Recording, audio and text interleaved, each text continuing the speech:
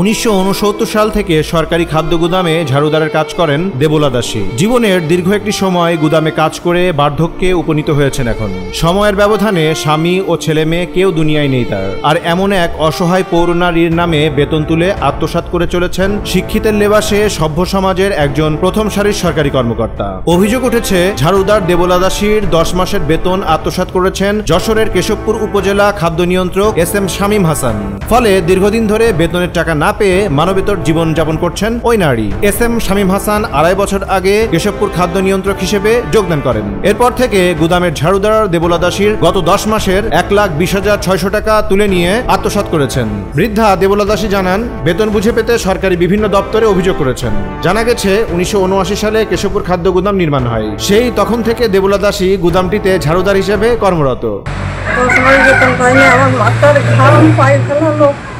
আমার খুব দুর্দিন, এত দুর্দিন আমার যাচ্ছে। আজকে জ্বরে পড়ে রয়েছে আজকে 1 সপ্তাহ, তাই একটু ওষুধ খাতে পারছি না। বেতন কি ডাকি করিছে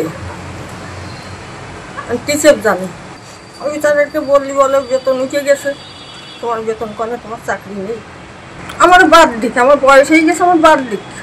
কিন্তু তারা দুইজনে একটা আবেশ হইয়ে তারা যারা রাখবে দেখি আমার একটা, ধরো আমি এই যে বাকি জীবনটা কীভাবে কাটাবো, আজকে আমি দীর্ঘ 79 সালের থেকে এই করে আমি খুঁজে রয়েছি। এই যে বাকি জীবনটা আমি কীভাবে চালাবো, একটা ব্যবস্থা করে ছাড়েন, আমার বাদ দিয়ে দিই।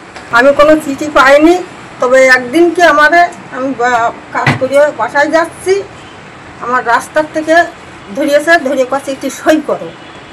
আমি বললাম যে না, আমি অফিসের কাজ অফিসই হবে, রাস্তাঘাটে কেন হবে। খাদ্য গুদামের ভারপ্রাপ্ত কর্মকর্তা মাসুদ রানা জানান, সরকারি বিধি মোতাবেক দেবলা দাসীকে এখানে নিয়োগ দেওয়া হয়েছিল, সেই থেকে তিনি এখানে কর্মরত। এখনো তিনি নিয়মিত হাজিরা খাতায় স্বাক্ষর দিয়ে ঝাড়ুদারের কাজ করছেন। তাকে অব্যাহতি দেওয়া হয়নি, কিন্তু তার 10 মাসের বেতন কিভাবে তুলে নেওয়া হয়েছে তার জানা নেই। বিষয়টি খাদ্য নিয়ন্ত্রক বলতে পারবেন। ঝাড়ুদার দেবলা দাসী বলেন, তিনি 1979 সাল থেকে এখানে কর্মরত আছেন। গত 10 মাসের বেতন খাদ্য নিয়ন্ত্রক শামীম হাসান তুলে নিয়ে আত্মসাৎ করেছেন। বেতনের টাকা চাইলে তিনি তাকে হুমকি দিচ্ছেন। এ ব্যাপারে কেশবপুর উপজেলা খাদ্য নিয়ন্ত্রক SM শামীম হাসান বলেন, ঝাড়ুদার দেবলা দাসীর বয়স প্রায় 90। তিনি এখন কর্মক্ষম না থাকায় তার পরিবর্তে অন্য আরেকজনকে নিয়োগ দেওয়া হয়েছে। তবে যাকে নিয়োগ দেওয়া হয়েছে তিনি তো গুদামে কাজ করছেন না। এ বিষয়ে দৃষ্টি আকর্ষণ করলে SM শামীম হাসান জানান, বিষয়টি গুদাম কর্মকর্তা বলতে পারবেন। আবার এমন হতে পারে গুদাম কর্মকর্তা চুরির স্বার্থে দেবলা দাসীকে দিয়ে কাজ করাচ্ছেন। সে তো যাবে ওসিলেটির কাছে গেছে, ওসিলেটি আবার নিম্নতম কর্মকর্তা।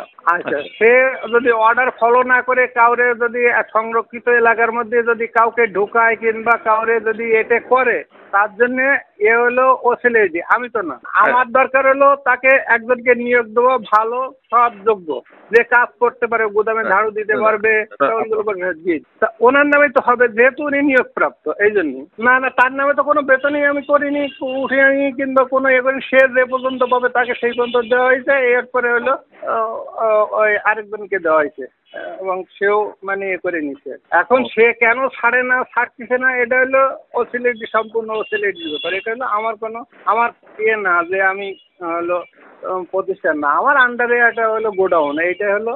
এবং এ নিয়ে ডিস্ট্রিক্ট অফিসার আসছে, ডিস্ট্রিক্ট অফিসার এসেও সবকিছু দেখে গেছে, সবকিছু শুনে গেছে, সবকিছু বুঝে গেছে।